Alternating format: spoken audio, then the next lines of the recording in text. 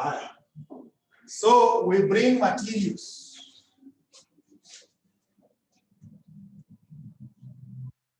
Materials, it still remains 25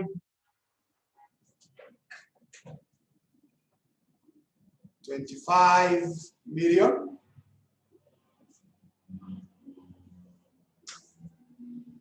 Labor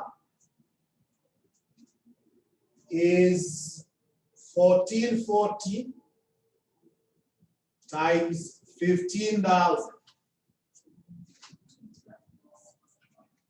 21,600,000.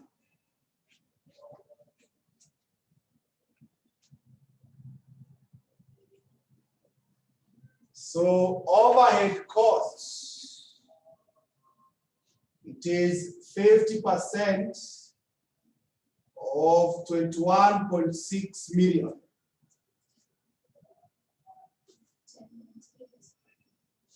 10,800,000.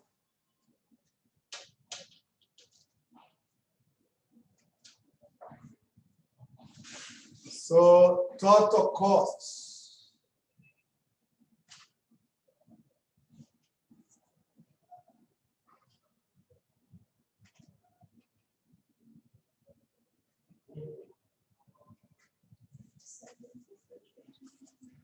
$57,400,000.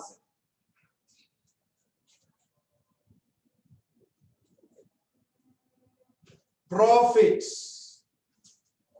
25% of 57.4 million.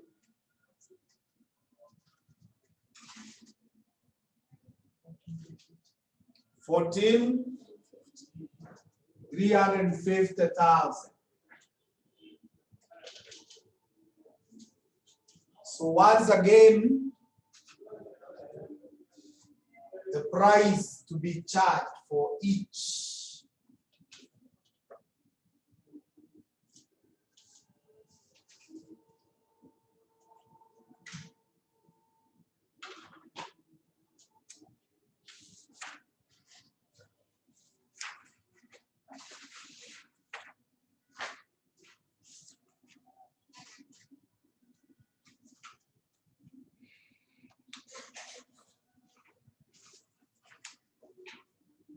is what? 71? 750.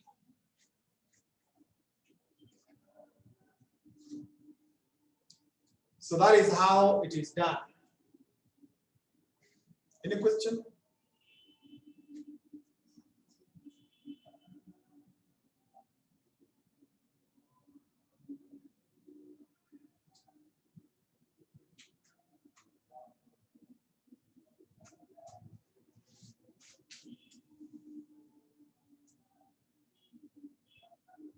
Later on, you will attempt May 2017.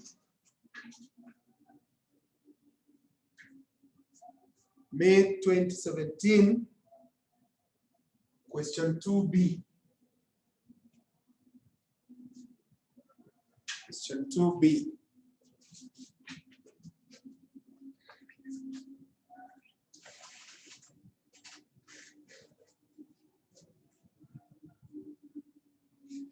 Still have 39 more minutes, which I can discuss many things.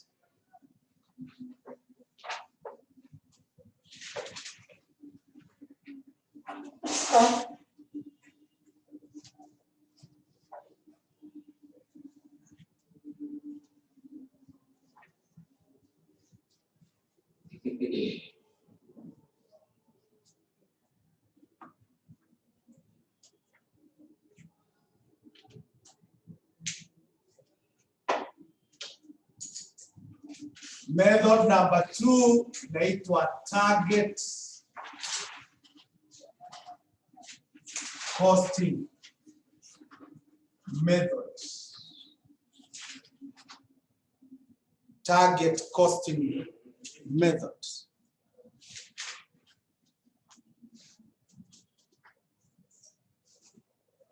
Hiyo hesabu imechangamsha watu. Sijui kama kadio lita. Okay. Target costing, and we write that this is where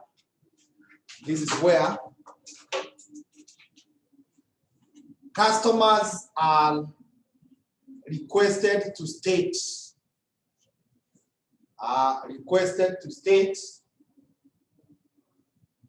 the amount of money they are willing and able,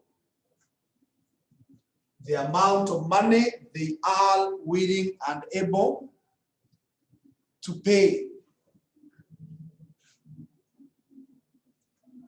for the products.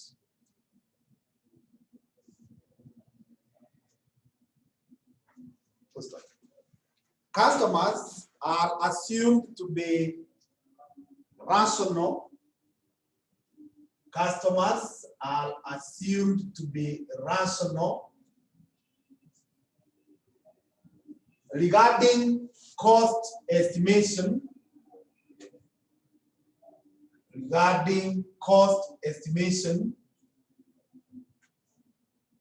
and value for money.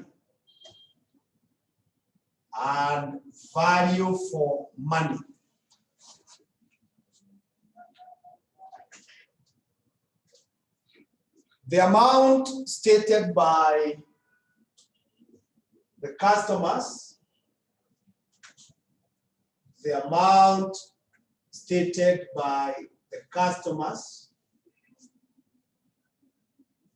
is called market price.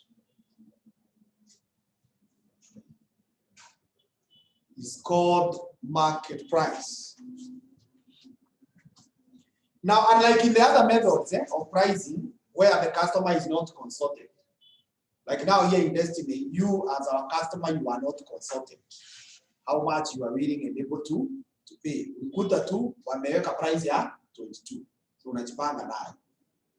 But in Target, you go to your customers and unaambia, I am intending to run a Section 5 class. How much are you willing and how much are you able to pay? Now, as you ask your customer this question, you expect that they are rational. Someone who is rational is someone who is able to judge things in an objective way. They may not necessarily be very knowledgeable or expert in that area, but at least they bring some objectivity in two things. One, cost estimation. As in, huyo customer anaanza kuwa na idea. Hii kitu ninauziwa, wanaweza kuwa incur cost ya how much. The other thing is the customer is able to judge value for their money. Like now that you have paid your 22,000, are you really sure of what is it you expect out of the 22,000? Are you in a position to say now I'm getting a good deal or I'm not getting a good deal out of my 22,000? So the amount the customer states is called market price. Now assume Destiny had written to you a letter or they called you anakuuliza ungependa kulipa pesa ngapi for Section 5? Would you have gotten an answer? How much? Yes, Martin. Those are online. Give us the figures. Kama ungeulizwa, ungesema pesa ngapi? 15,000.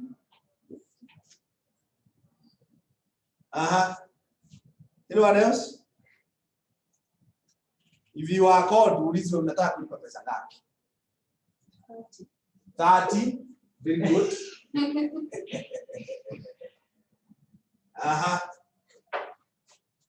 Watu online, hakuna mwenye akona figure? Anyone else with a different figure?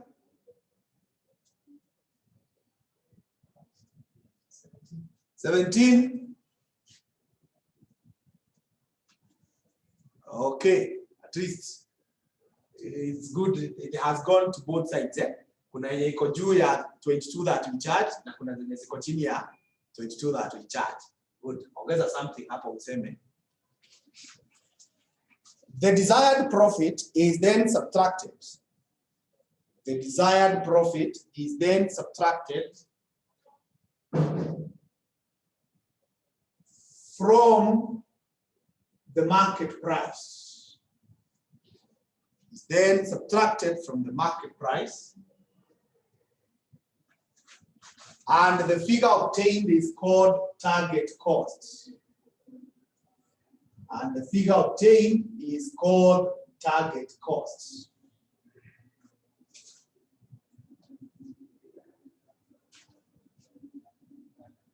You can write this equation.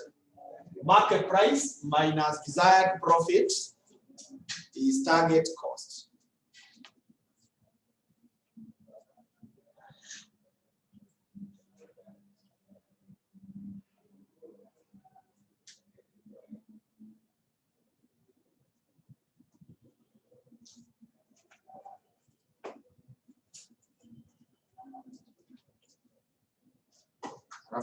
Target cost is the cost that should be incurred.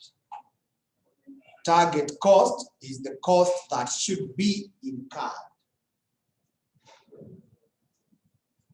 Is the cost that should be incurred.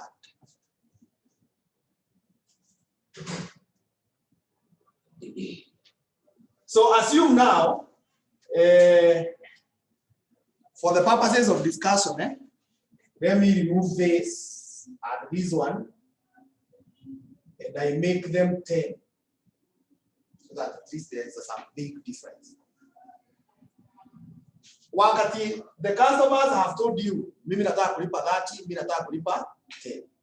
You less your desired profit. Obviously, every company has their own policy that for everything we do, lazima tupate 20% profit.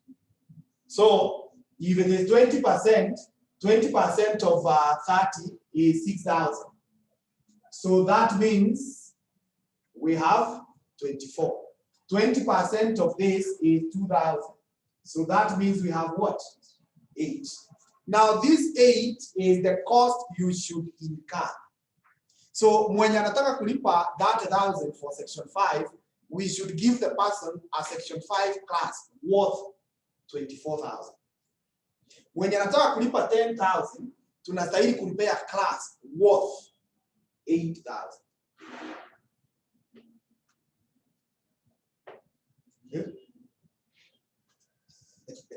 Mwenye anataka kulipa 30, tumpatie class ya 24. Mwenye anataka kulipa 10, tumpatie class ya 8. How is that done? How is that done? Huyu wa 30 unamtafutia the best teachers like Kimanis and the others. How do you unaleta? Then huyu wa 30 unamfunza 6 hours in a week.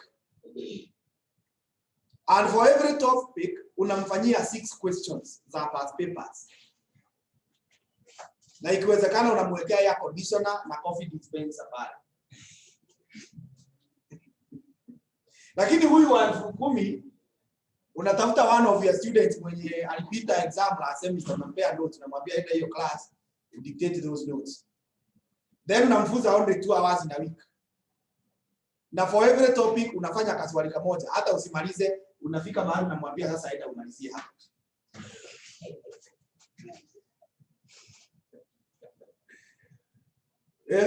It is called giving the customer what they have asked, what they are willing and they are able to pay for.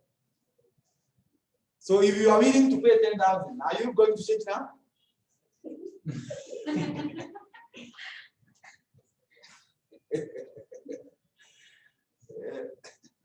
You know, yesterday a student who had come to inquire. So akaniambia kuna mahali ameona wana charge 4,000. So the gentleman was not understand how we are charging what? 22. When someone else is charging what? And I remember telling him, usifikirie kuna mwanabiashara mjinga. Business people are bright people. So if you have paid 4,000, don't expect a service of 22. You'll be given a service worth what? Yes. If you have paid 22, expect a service worth 22. So don't pay 4,000, then you expect too much. Si umelipa 4,000, tosheka na kile kidogo That's why actually marketing they say cheap is what? It's expensive. Huyu mtu si mjinga.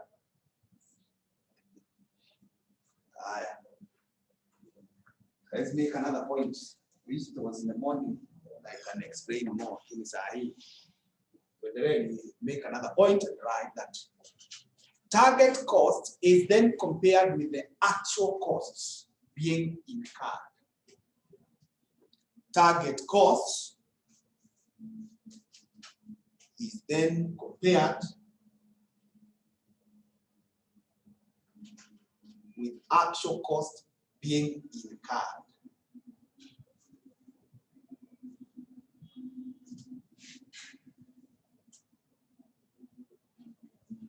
I've just actually remembered, like Strathmore. See, Strathmore is very expensive. Yes. But those guys, they bring the renowned academicians to those classes. Naona kama kwa SGs, you kama umesoma vitu kama Michael Porter's theory. You'll be reading those theories, unaambiwa hii ni fulani, aliweka. Wanaendea huyo mtu from Harvard, anakuja hapa Strathmore with the class. So sio Kimani anakuambia hii theory, mwenye ali design yeye anakuja kwa hiyo class.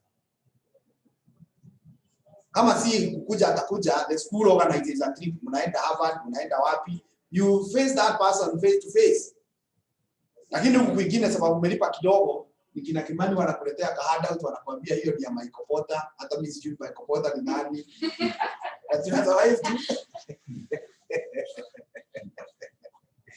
It's the concept you hear of executive MBAs. Unasikianga executive MBA. See ati wanafunzi wa anything different, ni hiyo tu ya kawaida. But there is a way wanaangaliwa. The environment is good. Even some banks, they have those facilities. You go to some places because of how much you are paying as a bank, as a customer, paka hapo kuna kiti ya kukalia ni mzuri, kuna chai, kuna gazeti, kuna TV. They are not just put to any other space. But the rest of us, when you have to live pesa mingi, tunawekwa kwa hall, tuna queue. Today, if I told you this phone is from China, what comes to your mind? You know these things. We were in China. Fake. Good. Because China has used this model so well. They have gone to the world. Now, wakauliza every customer how much they are willing to pay. If you look at world trade data, utapata China is a major trade partner with US. And US is a very strict market. They don't just take anything. I think I was reading the other day, they had recommended how many vehicles, zichomwe. Not even to be returned to the manufacturer, zichomwe, zikusanywe mahali zichomwe. Because the emission rate was found to be harmful, was beyond, the carbon was beyond what is recommended. So it's zichomwe. But China is still a major partner in the US. But ikikuja hapa Kenya, we say their products are fake. So what these guys have done, wametafuta customer wa US, tuseme ni iPhone, anataka kununua iPhone ya 100,000, is ready to pay. Lakini hapa wewe na mimi tunataka iPhone ya 10,000. So China anaenda anatengeneza iPhone 100,000 inapelekwa US. Anatengeneza iPhone ya 10,000 inaletwa hapa Kenya. So hii iPhone ya 10,000 unaitumia for 2-3 months inaanza kuhang. Ukiguza hiyo touch screen, it's no longer sensitive. Ikianguka chini tu kidogo screen yote imeisha. Battery within no time inaanza kusumbua. Like I remember kuna kasimu nilikuwa na akifika 70% kwa charge unaanza kuiona ikiteremka 69, 68. Anaenda hivyo mpaka lazima. Because ni kitu ya it's something cheap. It's giving the customer what they have asked for. I'll be telling you later on in another topic, you should not be too good to your customers. But you must never be suspected that you're not good. You must not be good, but no one should suspect that you're not good. Another point is that the difference between the two is called cost gap. The difference between the two is called cost gap. So I think at this formula, actual cost minus target costs actual cost minus target cost. The difference between the two is called cost gap. It's called cost gap.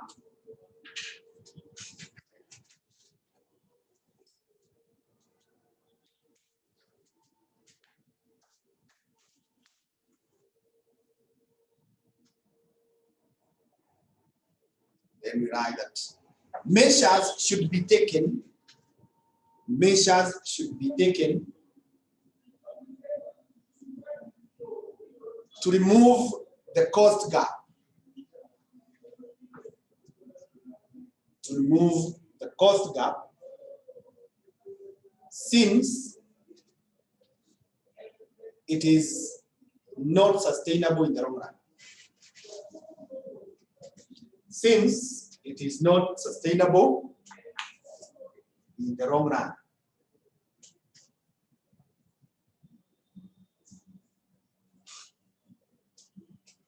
So what happens is like this. To say, sasa hapa, let me use this one. Tumepata that we should be offering our MA at what? 8,000. But right now, we are offering it at 10,000. So that means the cost gap is what? 2,000. Assume the school fees is 12,000. Assume the school fees is 12,000. What is happening in the actual case here? We are making a profit of 2,000 because we are incurring 10 and we are charging students 12. So we are making a profit of 2. But if we go to the actual, the one that we should incur, the difference here is that we should be making a profit of 4,000. Why these two are different is because of this cost gap. It means we are spending more than what we should be spending. And when you spend more than what you should be spending, you are denying yourself profit. That's why profit yet it is 2,000 instead of 4. And the customer has no problem when you spend more on them. He will not complain, he will be happy. The problem will begin when you start telling them to pay for that more. For example, assuming this car has principal amekuja akabadilisha hizi viti, mwekewe the Katrina seats, kila mtu apewe kameza yake, kama uko na bag unawekelea vizuri, uweko air conditioner, tuwekewe coffee dispenser hapa. Would you complain? No. You'll be very happy. And you say Destiny cares for its customers. Wait until the following day he comes and tells you, sasa mnaona hii maendeleo. School fees kila mtu sasa ongeze 10,000. Would you get an answer for him? Utamwambia aje? Good, wewe chukua meza zako, hiyo dispenser chukua urudishe mahali zili. That's what I'm saying. The customer has no problem when you do good to them until when you start asking them to pay more. Wao wamekulipa 12,000. Ukiwaletea hizo ma dispensers sawa. But usilete na waanze kutuambia tuongeze. So why should you do that? That's why tunasema hii unapunguza. How do you remove the cost from 10 to 8? There are three main issues of cost. Kuna material. Material you negotiate with your supplier. Kama anakuuzia bei ya juu, unamwambia apunguze. Kama hapunguzi, you will go looking for another supplier. If it is not possible that way, you change the quality. Let me use, for example, kuna hii mchele inaitangwa Sidano. You know Sidano? Sidano a kg it goes for around 100. Then kuna hii kina CIL. Let me use CIL. A packet is around what? 200, a kg. Sidio? Around 200. So if you have been serving your customers, kama wewe ni hotelia, kama umekuwa ukiwapikia hii mchele, utoe hii, you start making this one. But the price remains the same. If it is about labor, Kama you have been employing people who have masters, and therefore you pay them more. You fire them, you employ what were the first degree, ama what were diploma, you pay them less. Or the same staff when you uko nao upunguze mishahara. Na hii mambo wakati wa corona tumeiona most of us. Mishahara imepunguzwa, wengine ikaenda mpaka zero, si ndio? Yes, it's very easy to deal with it as a business person. The other one is about fixed costs, vitu kama rent. And this one again we are also familiar, those of us who pay rent. Ukilemewa kulipa rent hapa Moi Avenue, uhamishe biashara yako from Moi Avenue uende Kirinyaga Road. Ukilemewa Kirinyaga Road uende huko Ngara. If you live in Buruburu and you cannot afford rent ya Buruburu, unateremka Kayole, unateremka Umoja, hivyo hivyo. The reverse is also true.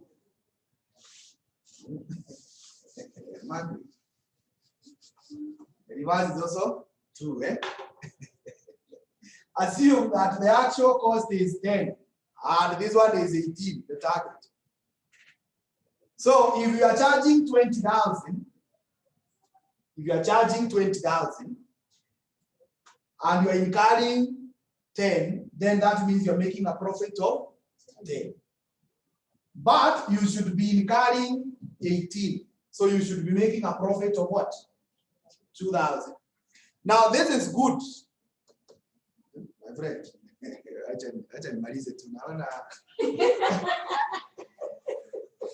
the probability of listening to me when the eyes are closed. It's never easy. It's never easy.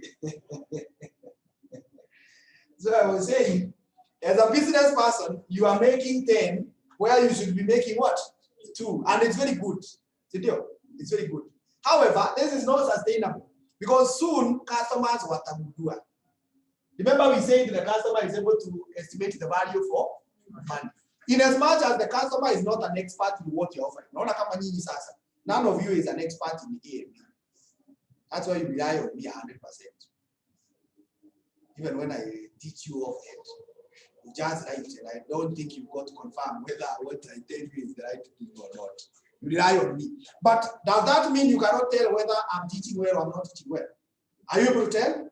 Yes. So soon, huyu customer atagundua umekuwa ukimpea product ya 10 bob instead of 18. And when the customer realizes, they will protest. Watakuja wakwambia you need a refund. And because in business, refund is unheard of. So your cash once paid cannot be. So you will not refund. So the customer becomes bitter and angry. And when they start going, that means you are losing out.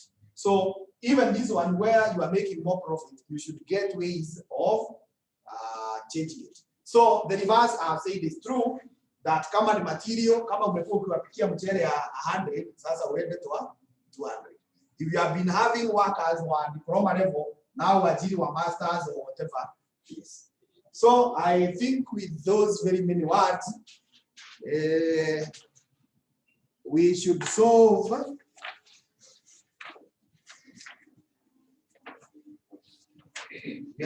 when I solve a question macho inafunguka.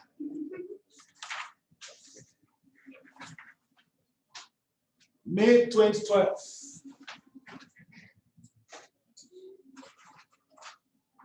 May 2012, question 4. That is what we shall solve in the next lesson, God willing. Yeah. So we